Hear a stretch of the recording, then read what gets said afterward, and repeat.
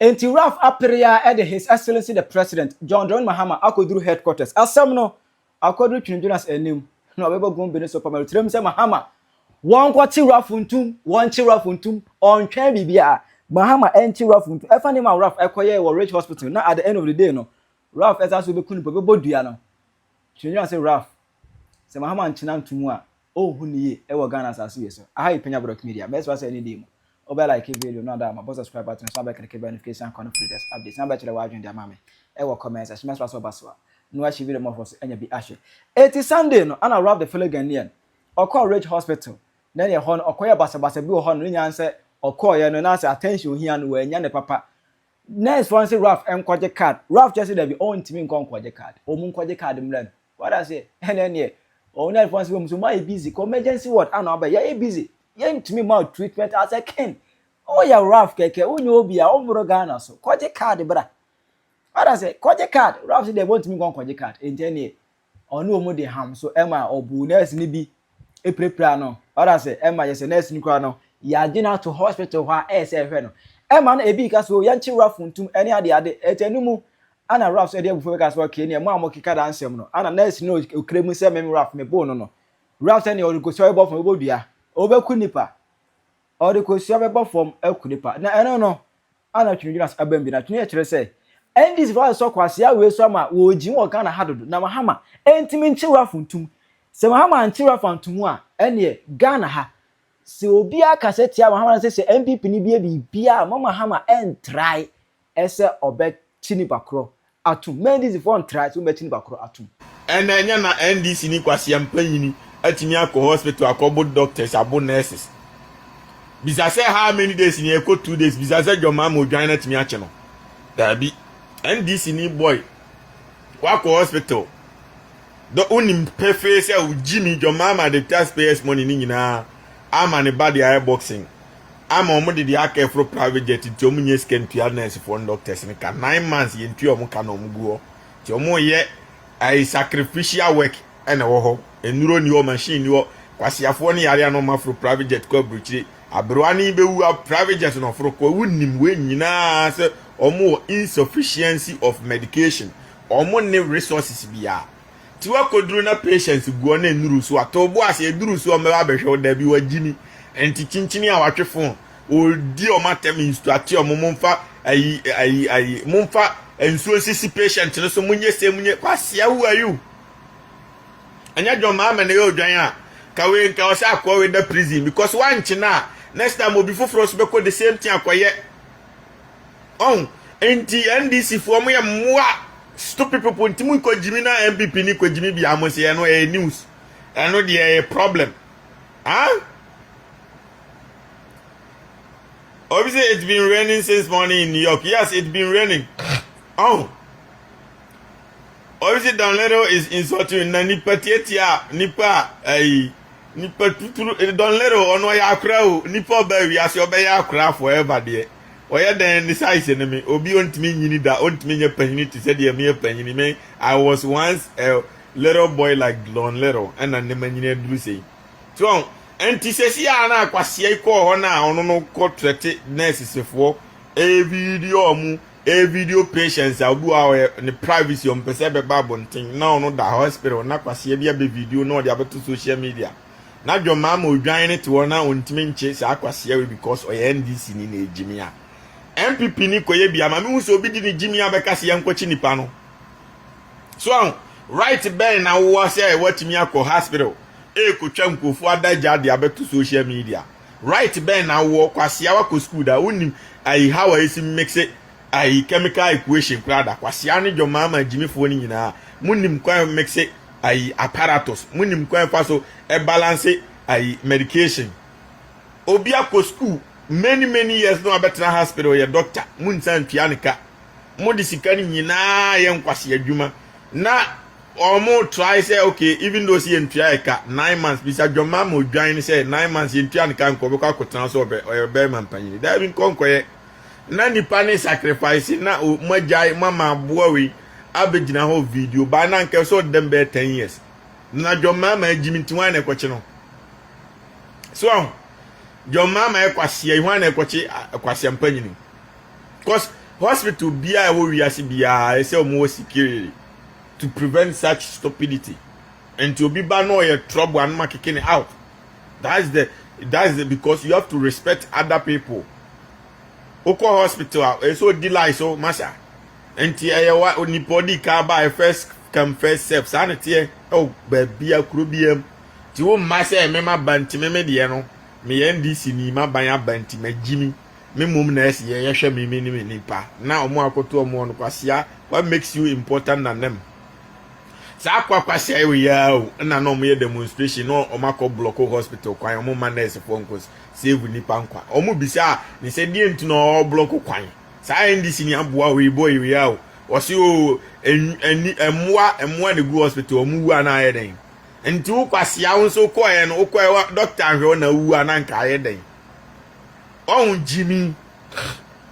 sa kwasia we ya o na anu ya no mo ye nkwasia demonstration no omo ko block kwan police be kiki omo no mu di police wona tem because omo block the hospital entrance because omo man nti nurse for ni doctors so omo nante aje omo kasi be bi no omo nante na hospital ye ko bi sa akwasia we say edie nti na omo ye nkwasia de a mo betumi akoye no akire hospital na chi nya main entrance na mbe block no o say omo muguo no omo ye moa omo wu ana ye den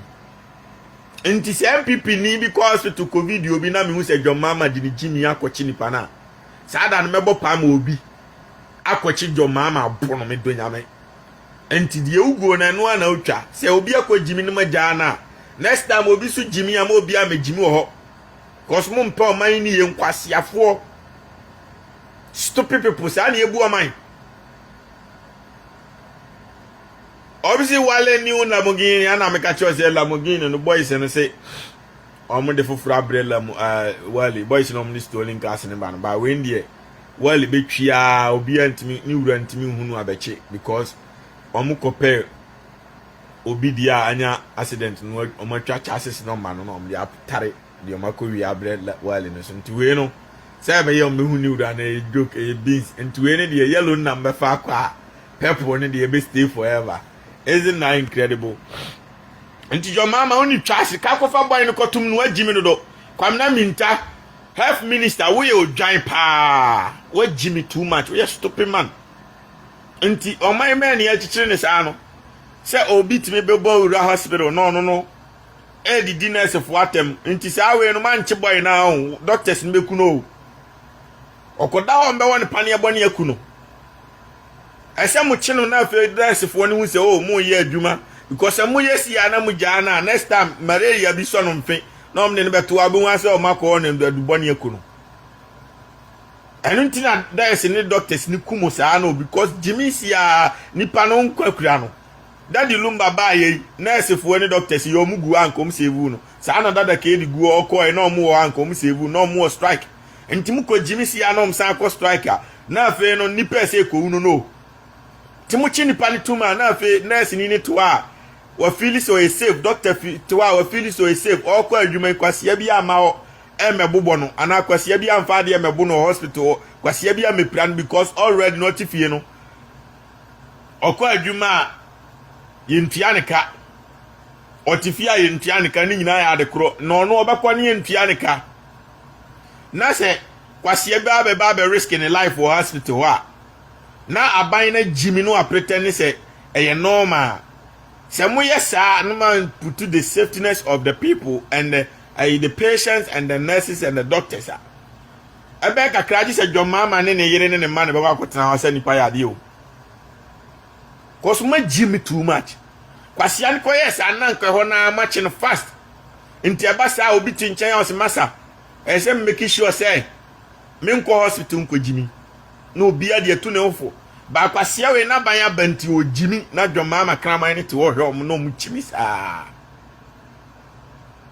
ekuro be pa na betimi aka hospital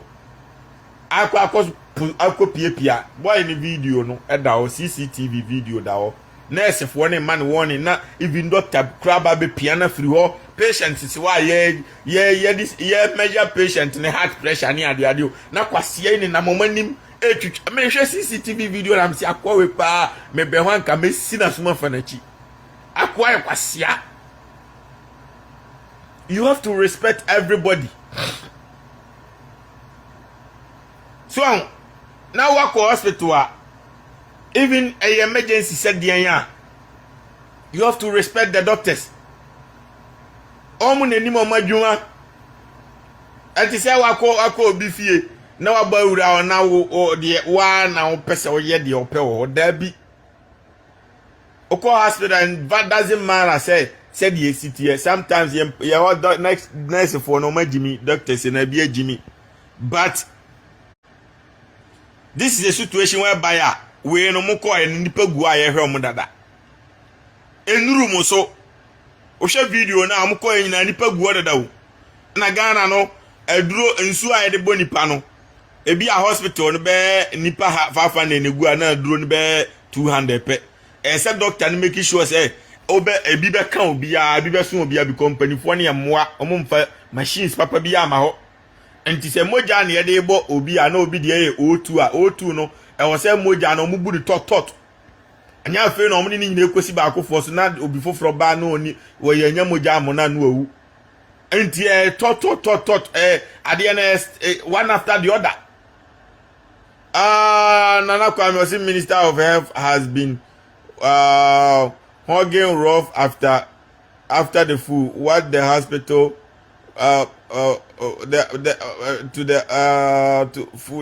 the hospital fire him.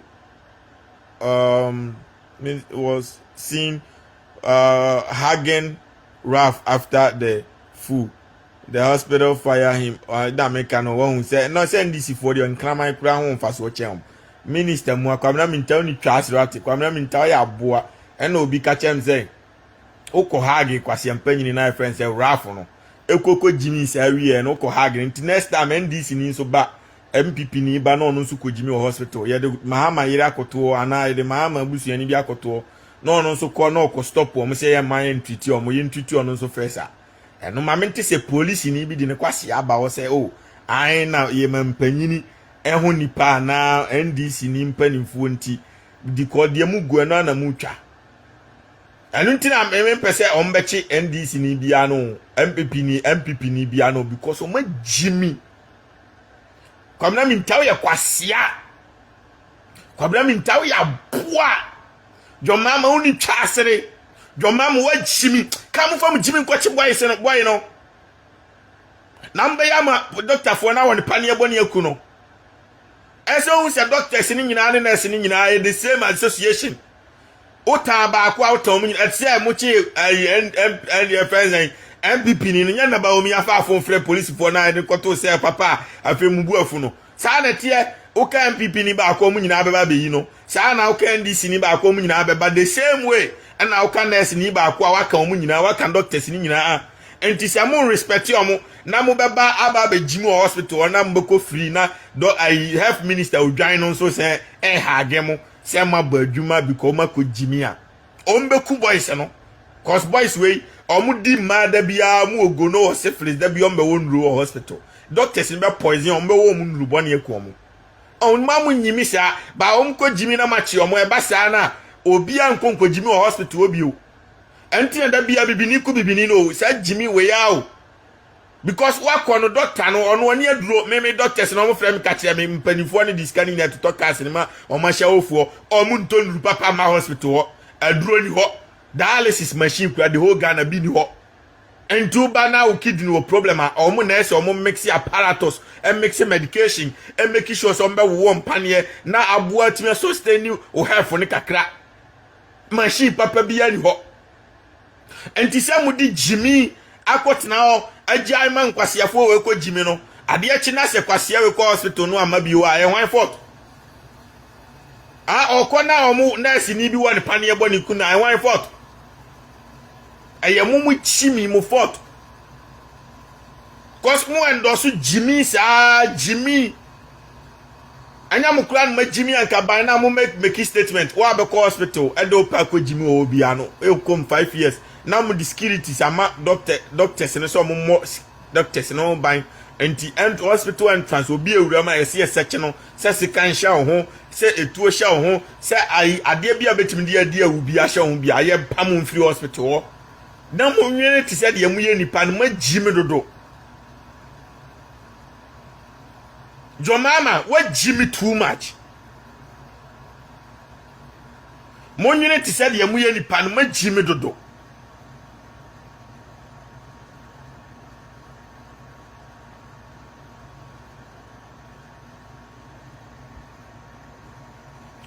Oh, Tiweno. Wait, your mama, we are boy, stupid man. I say, are you care for Ama one is a can't reinstate Chief Justice? No, Unia Ibrahim Mama, we are sick and about to excavate at the Garam Sea. Ah, Obana and Tisa Bosumo, we are sick at the Amandia boxing.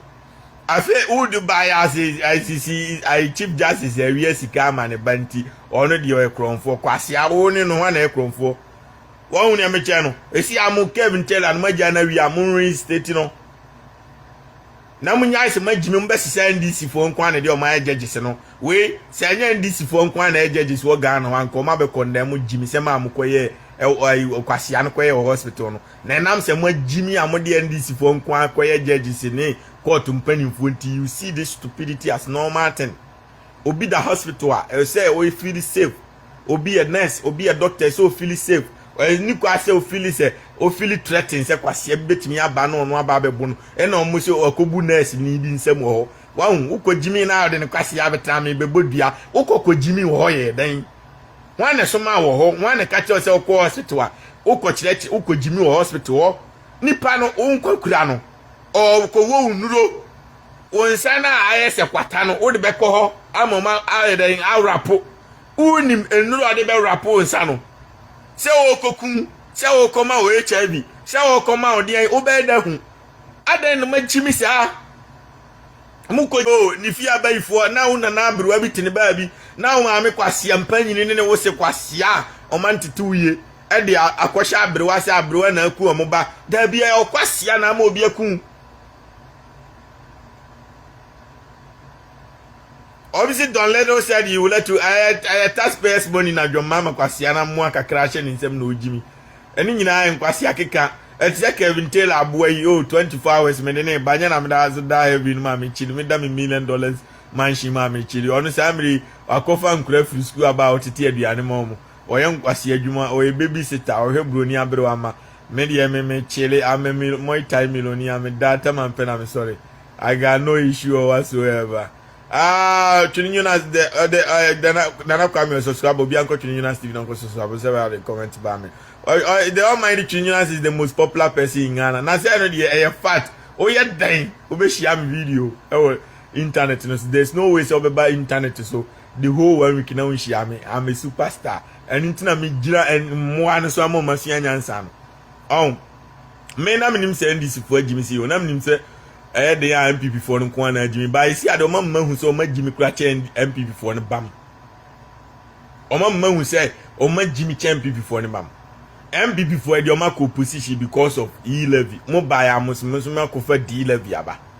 d-levy no mo de be dey aye de be stop dumso no so amoji scan afa na nipa da sumu kese mo nya mo na mo ye dey ade and what is the difference? Akufo ado the esika for private jet. John Mahama Ghanaian so the esika for private jet. And what is the difference? Emwa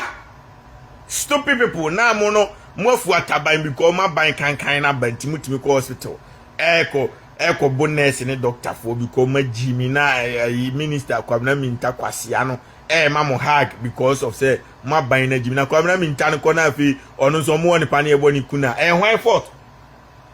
Eya omo na Jimmy na omuku omo daddy lumba ko ye nurse fo no anko anwu sa na dade kedi ko ye omo anko anwu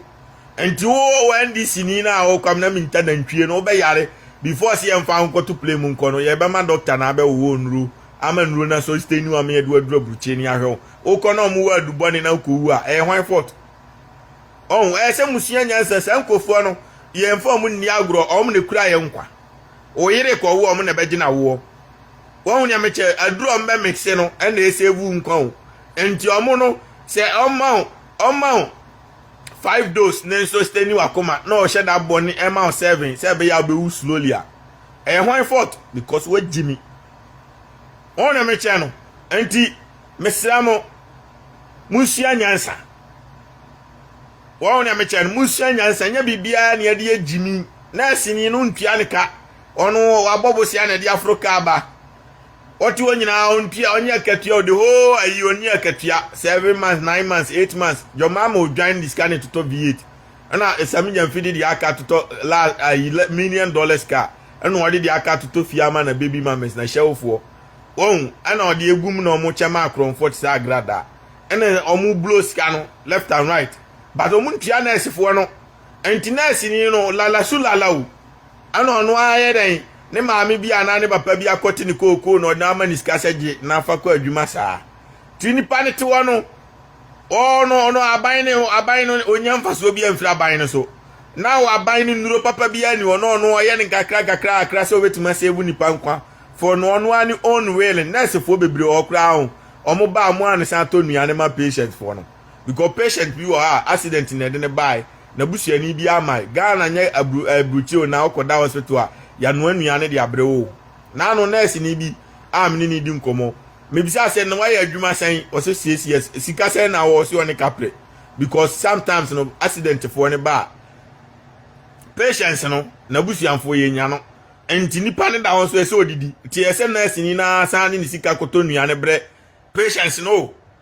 omsa akonu anuane ebu a nurse fo ni bi ko kampampa koko no ma to pan no om de abre patients no abro tire wo ba government na supply nuane ma patient anopa wi anwumre Ghana government no or the scan nyina Europe to etwe ho no odwene anti government na jimi na fe no omo ye ni kakra ho se o mese ebu nipa nkwa mo ko ya amusa di jimi akobo nurse fo ne doctors because ma jimi na John Mahama kwasia ne te wo ne mfi kwasia mpanyini sa no hu ni se sa jimi se mo ya mu jimi na normal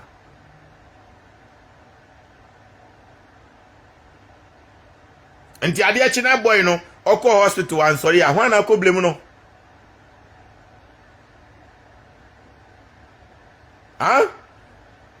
alata fo nkwasiafo ti Ghana ho eyeden eku Ghana fo esi akra no omsi omako repu 15-year-old girl omu repu munuam ma motimi akobo omu da bi ntokwa hunu nurse fo ne doctors omu no be sevu nkwa no omu na akwa akogwa omu wajimi NDC fo mwa alata fo nkwasiafo kremu kinship e Ghana omu ku Ghana fo anopetu anwumre na mu wa fi kwasiafo omu betimi mo awoni am betimi asoma se akwase mpanyine na ni tifu ye se de odawura mu no Ralph no se onkonko jimi hospital abra mu ntimi soma ne se onko iboke ho no onko pam omu nyina mo nko omkrom da bi ma jimi stupid people John Mahama uni trust what obi say when will you stop insulting na leaders na jimi no kwase obi akọ hospital akọ nurse for ne doctors akọ record patients and your private party nyina ne your privacy abegu social media mampanyini ni odwan na ontimi nchi omo no na ma betena me meka ne asem kwasea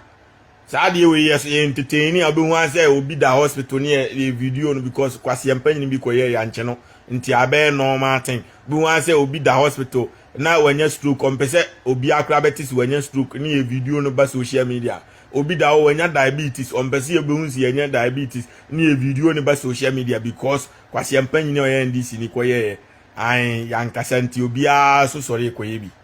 won anti de bua o ma jim no enno ase o ma kwaji ayu o ma kwaji sisi ya da pa bribe on OSP uni charge lo ati kwasea o se FBI say sisi ya da pa enye corrupt FBI ene control Ghana na say Ghana OSP munam control kwasea FBI na me kancho say sisi ya da pa e kronfo ana onye kronfo anya bribe na maji ani pana wi sika mo mfa sika ne nyom manye na asefo mu ntinti omka no ma fa tira kwaji sika ne bi bribe na afi mu di jimi abetena ho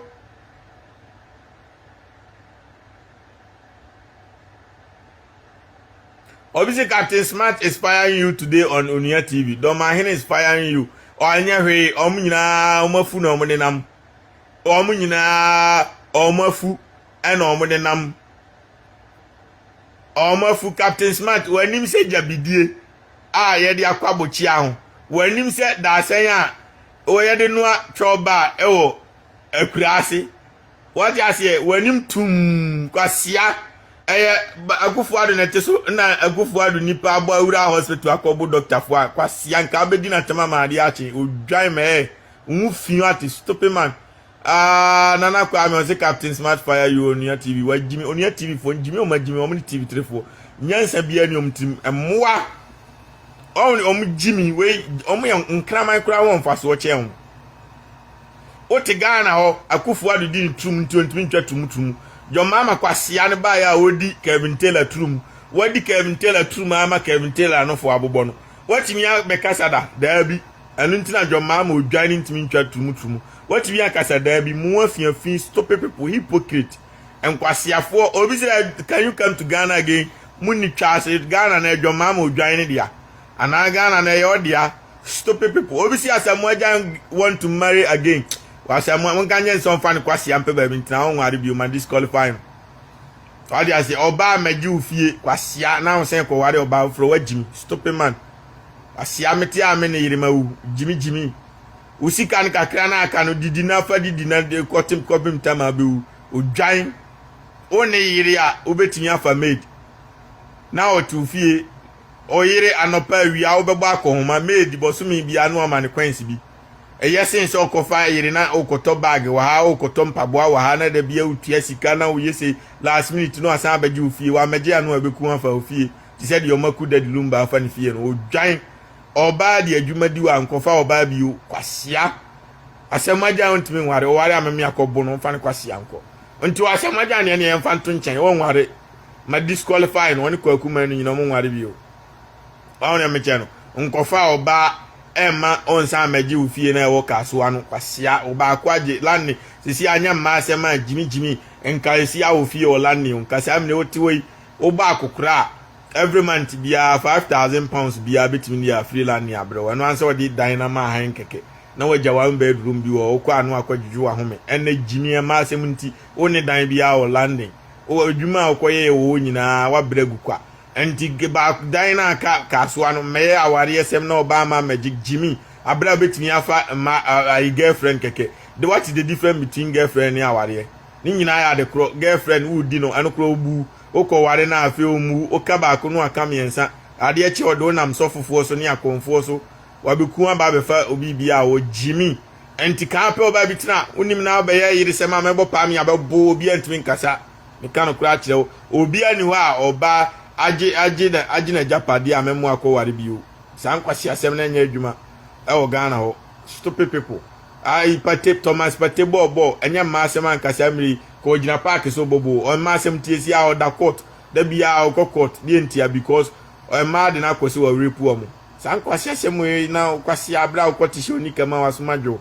na kwa me say NDC want to buy new presidential jet with our tax money o man form kwasi anso a John Mahama ni twasere untimi ntia nurse fo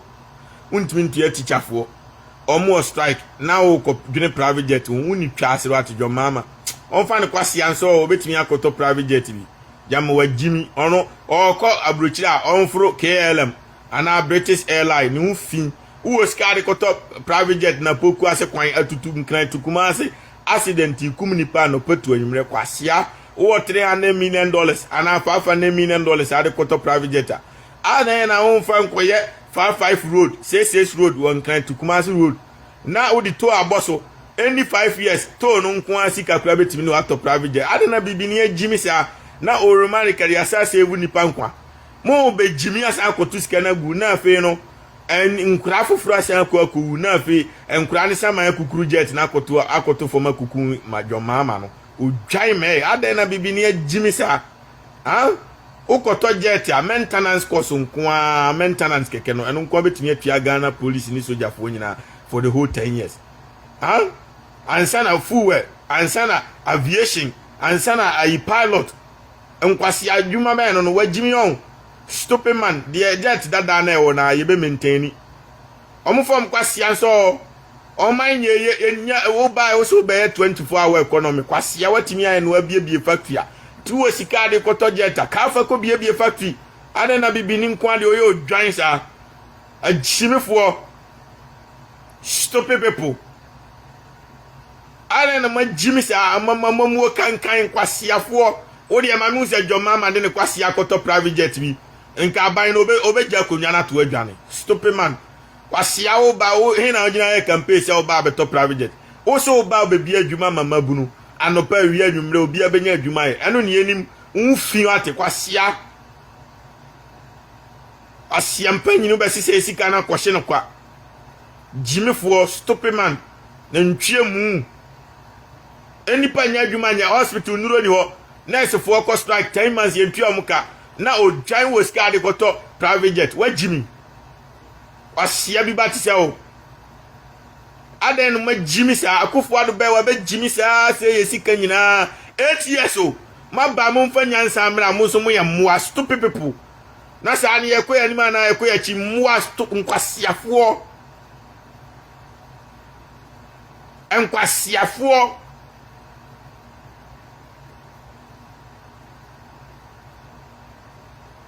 achimifo John Mahama oni twasere aboa nchewe oya manu se odo kwasi akoto private jet bia abra wo kwasi akoko kura wa promise akuafo se wo ba abetuma ko 70 million un finya 1 million penalty minutum onti akate onti onti koko ummo koko on hata koko na odwan broni ni beto koko bag 200 million na mo ya kronfo nti mo ana mbe kan yo akufo ade ye kronfo nti ye ba ye beto koko ni 70 million because broni ni ton 200 million John Mahama odwan no ni atofo sin kwasiafo mienu ni ato aba ma ba mo ntum ko 50 million na 70 million no ni ehu se mo ka no kre da bi ma jimi 1 million pe na mde betum na mo se mo anya sika de koto private jet abra accident ikum Ghana kwan nyina yimfuturu Ghana kwan nyina tutu na kwasia kwan na asoma wo bi krom kwan na asoma wo broni krom kwasia private jet no kwan na asoma wo bi krom ya to aba ma se bedwene o man no ho ana se bedwene kwa ai jet ade be ko obi krom kwasia stupid people ade na bibini ajimi sa nti wo John Mahama no wa nkwa nkwachi Ralph no nurse fo ni kuna ma obi amlemu obi a ana MPP ni so ko no ko video NDC fu eguo ana ko video bi na me hu se ma waste taxpayers money some ko chi NDC ni a mbe uni emem stupid people Kevin Taylor aboa no betrete Ghana fu nyina so betwa ahemfu nyina ati obi ani o che no NDC ni aboa se yenko galamsey site nko bobo galamsey fu nyina tu nko omo obi ani o che no obi si MPP ni so ba omi ama maniskasa onko kasa obetwa ba Mahama yiriti a ani de enko chi no magimi jama mo yale chira ba omi ambesa asoma no amu abetrati nkofo eye normal because de mo guo na no ana mo twa de mo ye na bi na MPP fo no so ye mo ana mo chira o madwuma no enti se mo NDC ni ko jimi no man ko chi na MPP ni so ni nkofo asoma no no so ko jimi a munya no nko sa na mo pe magimi sa na ye chichiri kuro stupid people asiafo asefo NDC MPP nyansa bia ni mutrim munyina the same Jimmy adekromen MPP fo no kura ni nyansa chemu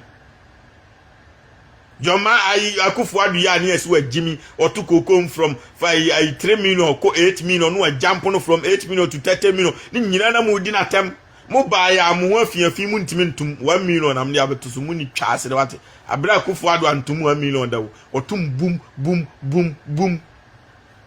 asiafo asefo stupid people we dey smart Twene Jonas abeka also bet ma chere wa adwene ama me e wo comment section I Penyah Block Media Accra.